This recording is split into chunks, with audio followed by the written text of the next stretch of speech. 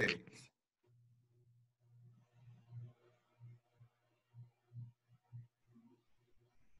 pessoal, eu sou o Kleber, trabalho na Secretaria de Educação do Eusébio, mais especificamente no DAE, Departamento de Apoio ao Estudante. Departamento de Apoio ao Estudante que vem fazendo alguns vídeos, promovendo alguns assuntos para que a gente possa discutir a sociedade. O Departamento de Apoio ao Estudante, ele apoia a inclusão do estudante, apoia o ensino, a educação.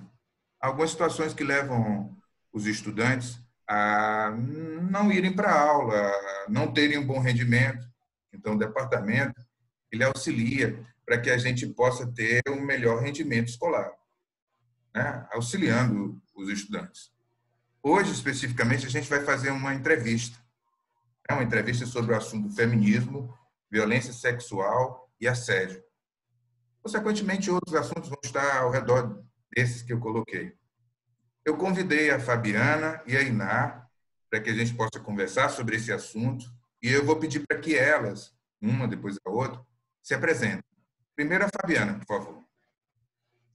Bom dia, eu sou Fabiana Guimarães, sou escritora, sou consteladora familiar xamânica e agora eu tenho me focado muito no estudar as questões do feminismo, do racismo, né, que são questões muito importantes, né, e muito presentes na nossa sociedade.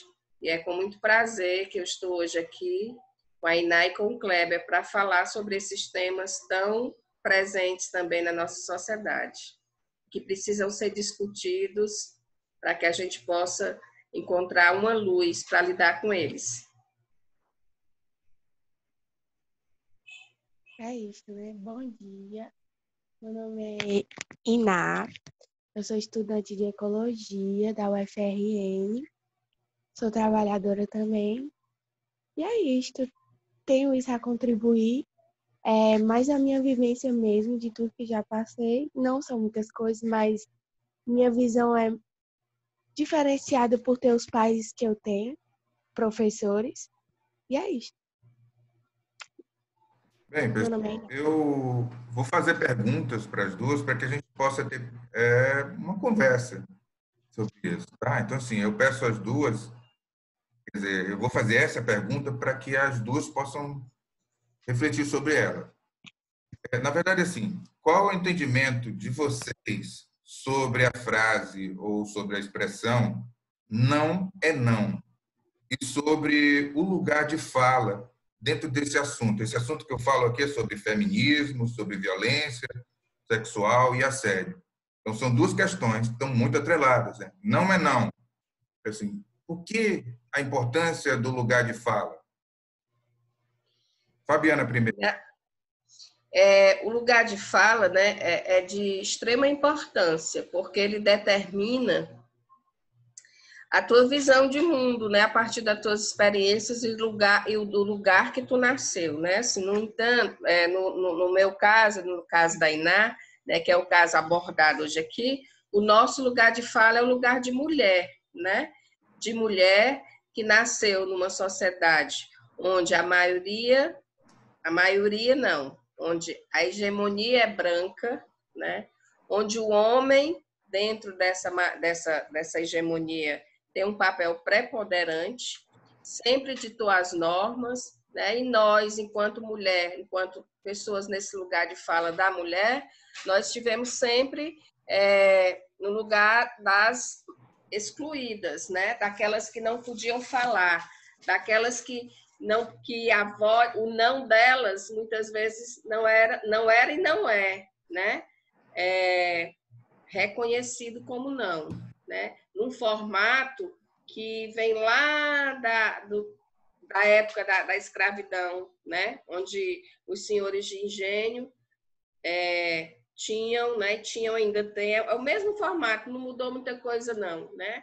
O senhor de engenho, a casa grande e a senzala, né? Então nós mulheres, nós de certa forma sempre estivemos nessa senzala, né? Claro que não se pode comparar uma mulher negra de uma mulher branca, mas de alguma forma a mulher branca sempre esteve na senzala em relação à casa grande. Então, assim, o nosso grande antagonista foi sempre o homem, né, que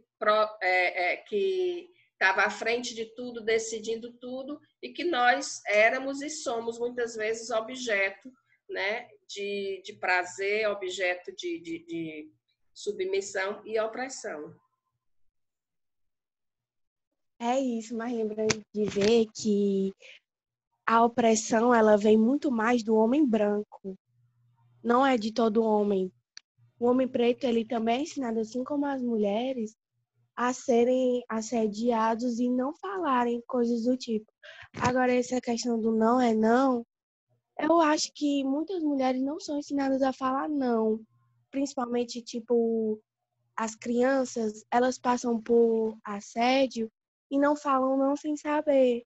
Ou adolescente, ou adulta mesmo, ou não falam não por medo, porque não foram ensinadas a dizer não. Então, ainda assim, quando a gente diz não, não respeitam.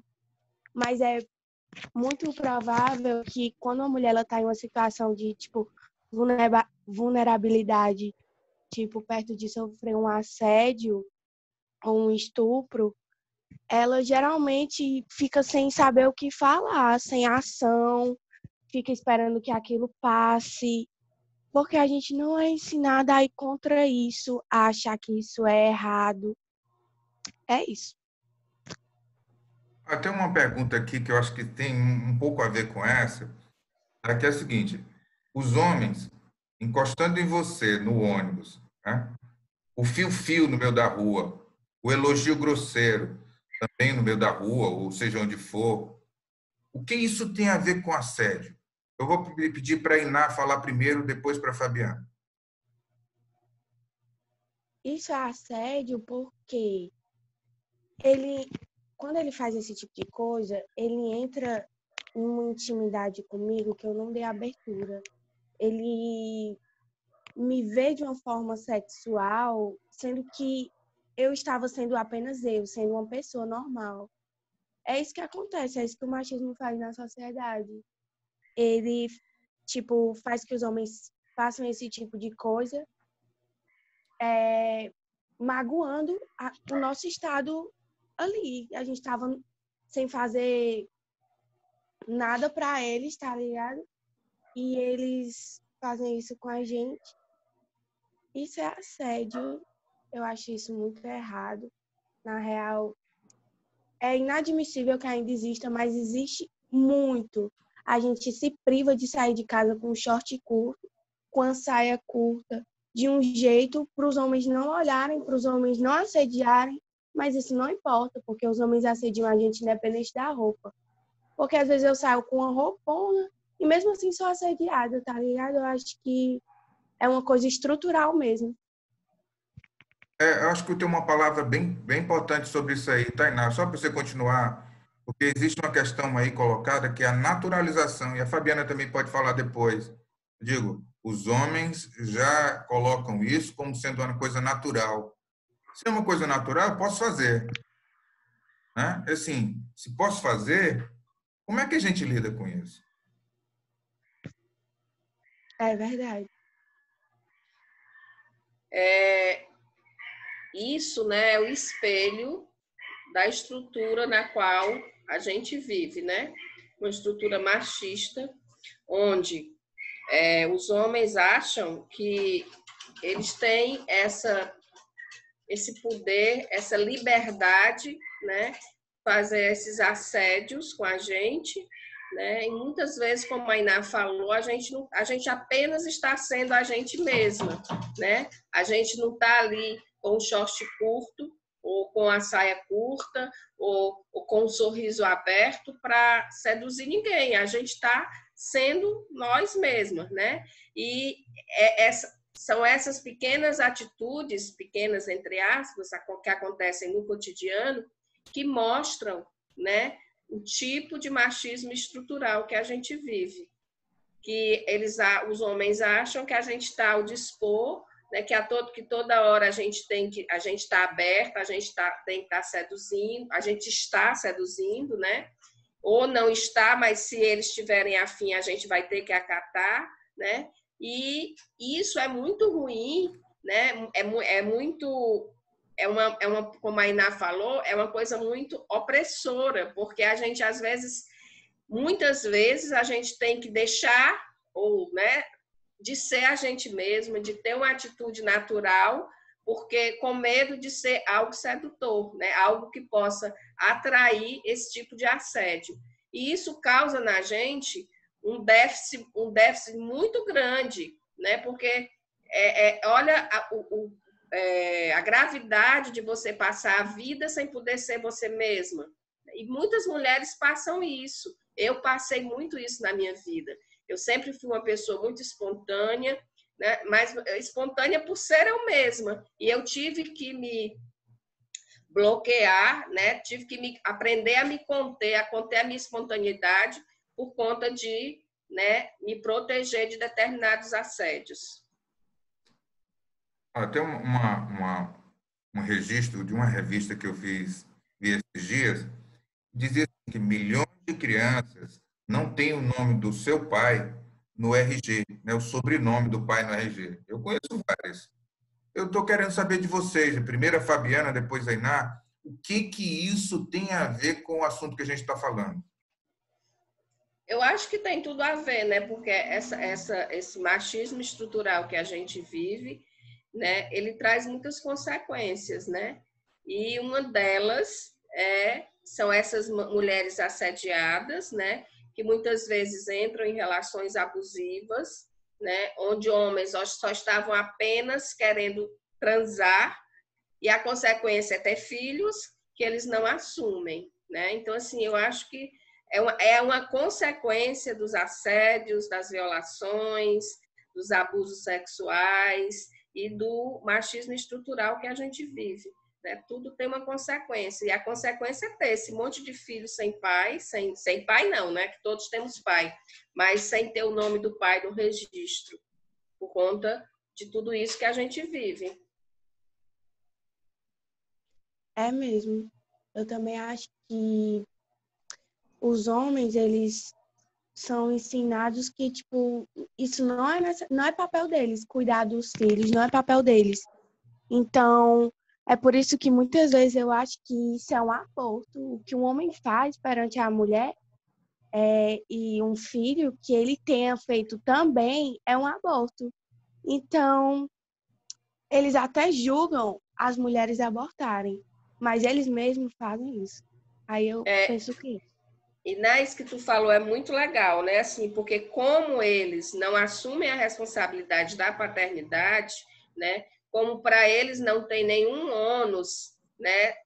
Ser pai, porque quem fica com tudo isso é a mulher, né? Eles saem aí fazendo filhos, né? Eles não assumem a maternidade, eles não assumem a gravidez, né? Todo esse processo. Então fica mais uma vez, né, com a mulher esse peso sozinho, né? Então assim, e aí esse índice enorme de filhos ser o nome do pai, porque é muito cômodo, né?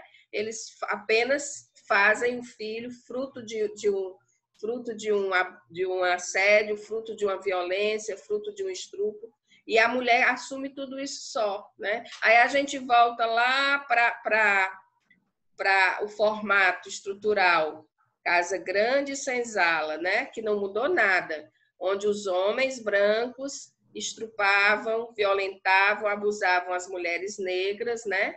E ficavam por isso mesmo.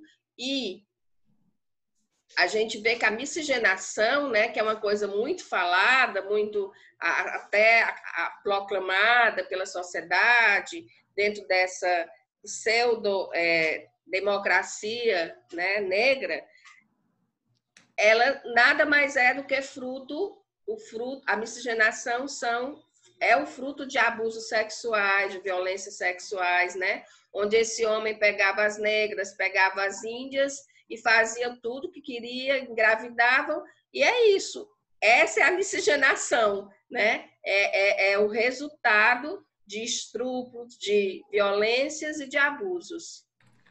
né, isso e esse tipo de estupro, ele se normaliza até hoje, porque, tipo, muitas mulheres casadas são estupradas pelos seus próprios maridos e não acham que isso é um estupro, mas é. Não tem coragem de denunciar ou qualquer tipo de coisa, porque acham que vindo do marido, você tem que ser 100% seu corpo dedicado a ele. Então, toda hora que ele precisar, ele pode ter. E não é assim. E muitas vezes, né, as mulheres, nós mulheres, somos ensinadas a nos submeter ao homem, né, da forma que ele quer, do jeito que ele quer, porque a gente pode perdê-los, né? Porque senão vem uma outra e se submete e fica com ele e você perde o seu marido. Então, assim, a gente nem sabe, muitas vezes, tem mulheres que nem sabem que o que ela está passando é um abuso, é uma violência, né? Já se normalizou, né, que o homem pode chegar, pode invadir, pode te estuprar, pode fazer o que quiser para você se manter no lugar de esposa, né? Porque também sair desse papel, sair desse lugar, né, não tem muita vantagem. A mulher vai ficar uma mulher solteira, sozinha e vai passar por outras. Então a gente é ensinado um monte de coisas erradas, ao ponto de tirar da gente a percepção do que é um abuso, do que é uma violência. E a gente vai naturalizando tudo isso. Vocês, na verdade, anteciparam essa pergunta que eu ia fazer para vocês, sabe? Eu achei muito legal porque é o assunto que está puxando. Né? Existem estatísticas de que a violência com relação à mulher, a mulher casada ou a mulher namorada, as companheiras, é uma das maiores violências que a gente tem. Né? Eu ia perguntar justamente sobre isso. Mas, assim, como vocês já falaram, vocês podem complementar com um outro assunto que eu vou colocar. Eu sou professor, né? Em sala de aula, já tentei fazer uma coisa que eu acho que assim, nem toda escola quer, é trabalhar a educação sexual. Trabalhar a educação sexual não é uma coisa fácil, não é em todo lugar que a gente faz, não é todo jeito que a gente também pode fazer. Aí, assim,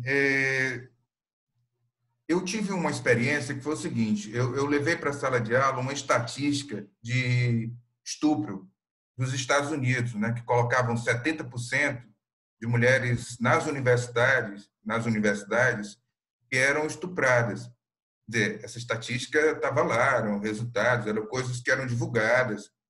Mas aí que estava, assim, tinha uma falha nessa estatística. Aliás, tinham duas falhas nessas estatísticas. Algumas, né? Melhor, não são mais claras para a gente.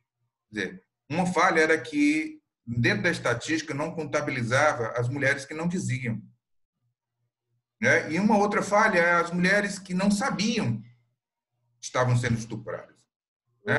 Diziam, porque tinham vergonha de dizer, e as que não sabiam que era uma violência sexual. Aí, nessa aula que eu trabalhei com relação a isso, se foi catalogando o que era uma violência sexual.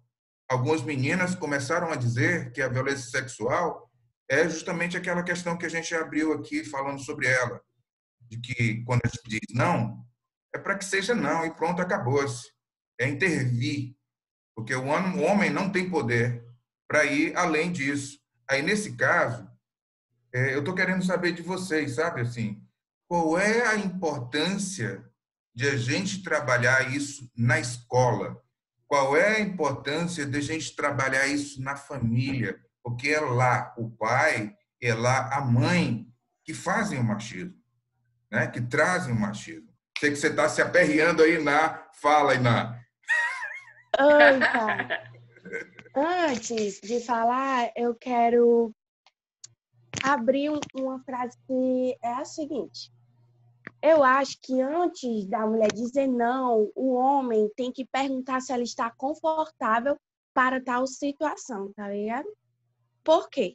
Porque a gente não é ensinado a dizer não. Às vezes a gente não diz não e tá passando por aquilo, tá ligado? Dentro da escola a gente passa por isso de diversas formas. E a gente não sabe se aquilo é assédio, a gente não sabe se manifestar. A gente não sabe porque a gente é inocente, porque a gente não percebe. Mas um homem adulto, em relação a uma criança menor de idade, ele tem que ter um pingo de respeito. Perguntar se ela está confortável sobre aquilo, antes, claro. E também ter cautela. Um homem não pode ficar alisando sua aluna, porque ele está no lugar de ensinar.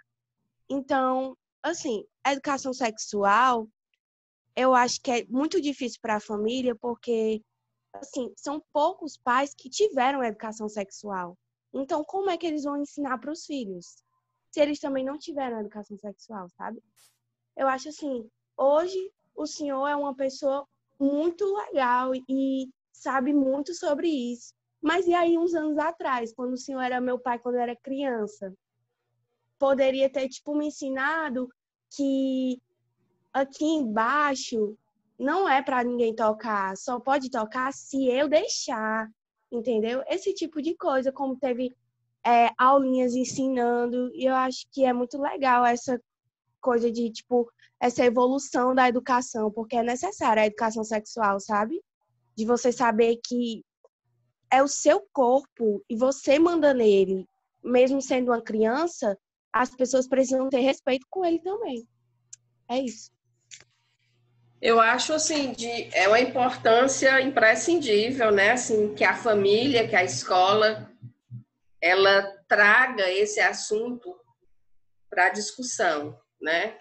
Porque é na família, na escola, que muitas vezes que as coisas acontecem, que as pessoas são formadas e que muitas vezes o abusador está, né? A gente não pensa que o abusador ele está longe, ele está fora de casa. Muitas vezes ele está dentro de casa, dentro da escola, né?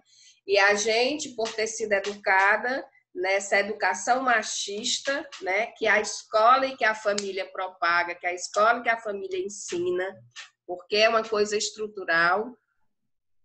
A gente não sabe dizer não, a gente não sabe diferenciar, né, que é o mais estranho. Você está sendo abusada, você está sendo assediada e você está ainda achando que é porque você se exibiu, né, que é porque você seduziu, né? No entanto, você apenas estava sendo você mesma. Então, assim, a gente tira essa sociedade machista, né?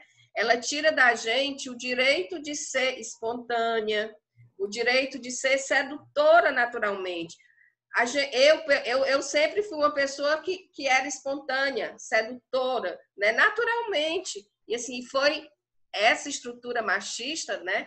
Foi tirado de mim esse direito, que agora, com 52 anos, depois de muita terapia, depois de muita constelação, eu estou tentando resgatar a minha espontaneidade, né? A mulher, o feminino em mim, por conta de todas essas questões de abuso, né? Então, assim, é imprescindível para que as mulheres, para que a sociedade seja uma sociedade mais saudável, né? Que esse assunto, como outros, né, sejam trazidos para discussões, né? Quando se discute, quando se fala, né, tem mais possibilidade de a coisa ficar mais tranquila, melhorar, por exemplo. Quando eu descobri que eu tinha sido abusada, né, eu fiquei e que eu ouvia de outras pessoas que também foram abusadas, eu disse, meu Deus, não só sou eu. Isso me deu uma alegria enorme, né? Assim, a trazer essa coisa do abuso, o que é o abuso, né? E quando isso estiver acontecendo, você está sendo abusada, se coloque, se imponha. E quando eu fui perceber que eu não era a única abusada, né? Porque isso é muito mais comum do que o que se imagina, né? Eu disse, meu Deus, e eu vivi o tempo todo com essa dor, com essa culpa, né? Perdi tempo na minha vida porque eu achava que era só eu que tinha passado por aquilo, né? Então, assim, o fato de você trazer esses assuntos para serem, né, falados, discutidos, isso é muito mais do que necessário, isso é curador. Isso é terapêutico, porque nessas discussões você escuta das pessoas que elas foram abusadas, você começa a se perceber que não foi só você, né? E isso te fortalece, porque a culpa de uma pessoa abusada, ela é enorme, ela paralisa, ela bloqueia a vida da pessoa. Então, né, que mais espaços desses sejam abertos na escola, na família, aqui nesses canais, né? Porque são espaços redentores e curadores. Tem uma coisa que é o seguinte, ó, esse assunto, como você falou, é um assunto que você colocou da sua experiência de há 20, 30 anos. Tá? Ele é atual. Essa semana, Exatamente. a gente teve denúncias de escola pública, escola particular, e a gente vive tendo denúncias sobre escola pública e escola particular. Essas denúncias acontecem quando alguém cria coragem ou é encorajada, e quando isso acontece, alguns outros vão e falam: eu estou querendo saber de vocês, principalmente começando pela Iná, o que vocês acham, né? Qual o ponto, o que a escola tem que fazer? Né? O que a escola tem que fazer com relação a denúncias como essa? O que a escola tem que fazer para que isso não aconteça? Porque eu, quando era professor, eu fazia o possível para trabalhar isso aí, mas era muito pouco, porque era eu professor. Tem que ser instituição. A meu ver, tem que ser instituição. Assim, o que a escola tem que fazer em relação a situações como essa que aconteceram essa semana e situações como que vem acontecendo sempre, tá? Tem um período de tempo que acontece aqui, depois algum tempo vai acontecer de novo. Quer dizer, acontecer sempre acontece, aparece, né? Então, assim, o que a escola tem que fazer? O que os pais têm que fazer? O que os pais têm que exigir da escola? Né? O que os alunos, né, podem fazer também? E Opa, em uma utopia, para mim, em todas as escolas, as pessoas que estão em maiores cargos, como coordenação, enfim, elas deviam ser ocupadas por mulheres. Eu acho, né, assim. Por quê? Porque quando uma aluna faz uma denúncia para um coordenador que é assediador também, como é que você vai ter confiança nessa denúncia para um assediador, que você está sendo assediada? Aí não tem muito, assim, sentido de mudança, tá ligado? Mas a questão é que, para mim, as escolas precisam incentivar que denunciem, fazer portais de denúncia, precisam incentivar a educação sexual, devia ter educação sexual, tipo, obrigatória em todas as escolas, mas principalmente incentivar a denúncia e ter um portal de denúncia para que isso chegue a eles, principalmente aos donos mesmo da escola, para que os professores eles sejam punidos, sejam expostos, sejam expulsos da escola e sejam presos caso for necessário e sejam processados. E eu acho que os pais eles devem exigir isso, que haja denúncia dentro da escola e incentivarem os filhos a denunciar fora, em BO, em fazendo processo, esse tipo de coisa. E é isso. Eu acho assim que anterior, né, o paralelo a isso que a Iná falou, que é extremamente necessário, né, é extremamente necessário essa educação sexual para além do sexo, né? É uma educação sexual que possa, né, trabalhar todas essas questões, né, do racismo, do machismo estrutural, do racismo estrutural também, porque o racismo estrutural ele leva ao machismo, ele potencializa o machismo estrutural, né? Porque para que as pessoas, para que as alunas, elas saibam quando esqueci a palavra, quando denunciar, né?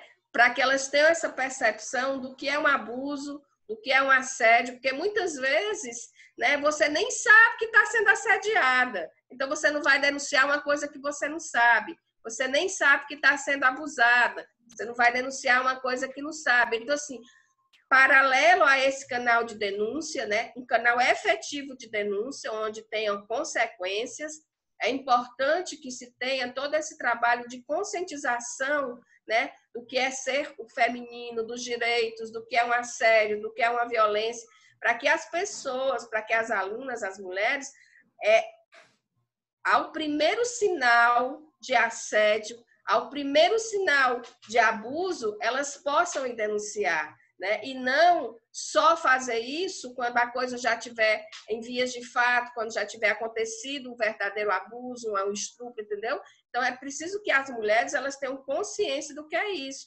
Eu falo isso porque eu vivi relações abusivas, né, nos meus casamentos, né, que não eram violências físicas, que não mas eram situações abusivas, né, de me privar direitos, de me privar a liberdade, né, de me submeter a determinadas atitudes, e eu nem sabia que aquilo era um abuso, né? Eu achava que era normal o meu marido olhar meu telefone, eu achava que era normal eu, diante dos meus amigos, eu ficar contida porque o meu marido tinha ciúme de mim, né? Eu achava que era uma coisa normal, e não é, né? Nós somos seres e nós temos o direito a ser quem nós somos, a ter liberdade, né? A falar com os amigos, a beijar nossos amigos, né? A dizer que nós amamos nossos amigos. E eu era privada desse direito, ou seja, eu era abusada na privação desse direito e achava que era uma coisa extremamente natural.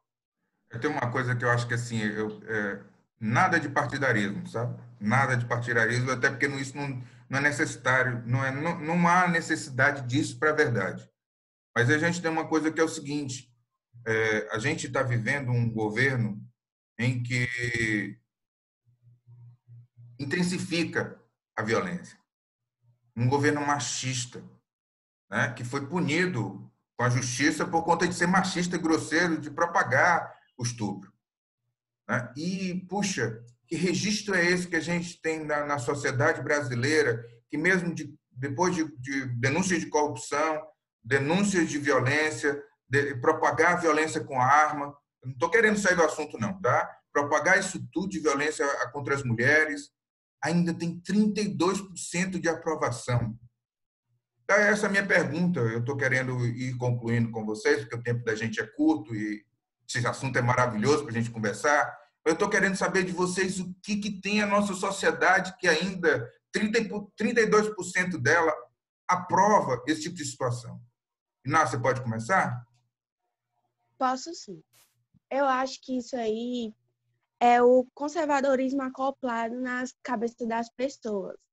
As pessoas elas têm a ideia de que o Bolsonaro está ligado à família, está ligado a alguma coisa, à religião, sendo que ele é corrupto, ele é machista, ele agride as pessoas, ele não tem um pingo de empatia com o povo, principalmente as pessoas pobres, né? Enfim, eu acho que é mesmo uma ilusão que as pessoas que ainda não apoiam ele estão passando. Acham que ele tem alguma coisa a ver com a família, que ele apoia a família, que ele é uma pessoa certa, mas na real não é. E acha que é tanta ilusão que acha que se as notícias mostram que ele está sendo corrupto, é mentira, é fake news. Não é verdade. Então é isso, eu acho que é o conservadorismo na cabeça das pessoas, fazendo com que isso aconteça, sabe? Elas apoiem esse tipo de pessoa. Eu acho assim que terminou, Iná?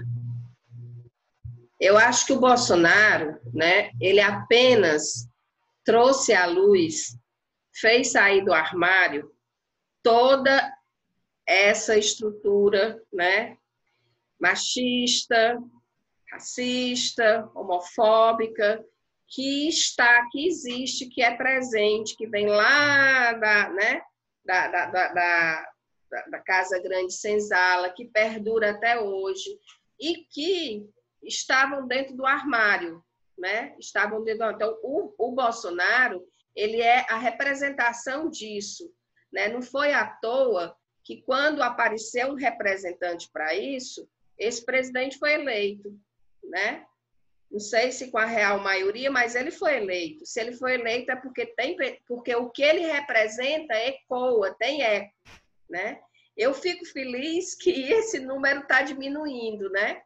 Que agora estão só 32. É sinal que tem só as pessoas estão, toda essa pandemia, todo esse processo que a gente está vivendo, tá de alguma forma mexendo com as pessoas, porque também é um processo, né, fila da mãe que cacetada, que se você não acordar, meu Deus. E esse número me deixa feliz porque está diminuindo. Mas é muito a representação do que há, né? É a representação da realidade, do que as pessoas pensam. Todos os eleitores são homofóbicos, são machistas, são racistas, né? E eles precisavam de um representante para ter voz, porque com os governos anteriores, né, da Dilma e do Lula, né, isso estava mais ameno, né? Então, assim, eles precisavam de um líder que fizesse ressurgir isso com todo o gás, e foi o que aconteceu. O Bolsonaro é a representação do que há, né, de toda essa estrutura, né, machista, homofóbica, que a gente já falou, que existe, né? E que bom que esse número está diminuindo, né? Fabiana, mas isso só... Oi. Deixa eu te falar uma coisa, que o tempo da gente está terminando. Deixa eu só pedir uma coisa, você conclui, tá? Assim, eu vou agradecer a você, sou muito grato a você, a Iná, mas muito grato mesmo. Essa conversa que a gente está tendo aqui, ela é muito boa. Tá? Eu estou querendo que vocês concluam em 1 minuto, porque é questão de tempo. Eu gostaria que fosse 1 hora, tá? 1 minuto. Vocês falassem e tentassem contabilizar esse minuto aí, tá? Falassem sobre o que vocês acham, porque na minha opinião, a educação tem que ser na escola e na família. Porque as meninas precisam ser avisadas que ela tem poder, mas os meninos precisam ser educados. Tá? A questão tem que ser fixada nos meninos, principalmente. Tá? Então, eu estou querendo que vocês passem uma mensagem final, que se despeçam, tá? Para os meninos e para as meninas das escolas. O que vocês gostariam de dizer para a gente finalizar? Tá? 1 minuto. Iná. Opa, eu quero dizer para os meninos que vocês devem respeitar a mãe de vocês, devem respeitar a família de vocês, as mulheres da família de vocês, primeiramente, e respeitar também as pessoas de fora, as mulheres de fora, porque elas são pessoas como todo mundo e merecem respeito. Pronto. Eu quero dizer, né, assim, que os homens, eles primeiro aprendam a respeitar, Iná, pegando aí o trem da Iná, o feminino que há neles, né? Que eu acho que quando o homem respeita o feminino que há em si, ele é capaz de olhar a mulher com alteridade, né? Olhar esse feminino que está fora dele com alteridade. Então, assim, que eles respeitem o feminino, né? E as meninas, que elas compreendam, né, que o feminino delas tem força, né, tem poder, e que elas falem, né, ao primeiro sinal de fumaça, de um assédio, de um abuso, elas falem, elas não estão sozinhas, né? Abusos, assédios, estupros é muito mais comum do que o que se pensa. Eu acho que a cada 10 mulheres, 9 mulheres foram abusadas, né? Então, que falem para uma amiga e que fortaleçam esse poder de voz, né? A mulher ela pode não ter força física, mas ela tem uma força espiritual, né, muito grande, emocional, e as mulheres juntas elas são capazes de transformar muita coisa, né? E sem excluir o homem, porque existem homens maravilhosos, homens sensíveis, como o nosso entrevistador Kleber, né? Homens capazes de olhar para isso, de incluir isso. Então, assim, que mulheres e homens possam respeitar o feminino, né? O feminino não como algo subalterno, não como algo frágil, mas o feminino que tem força e poder, né? E se empoderem. Meus amores, muito grato a todos. Amém. Muito grato. Até uma próxima vez. Quero ver vocês mais aqui falando, tá bom? Eu quero, é bom demais. Beijo.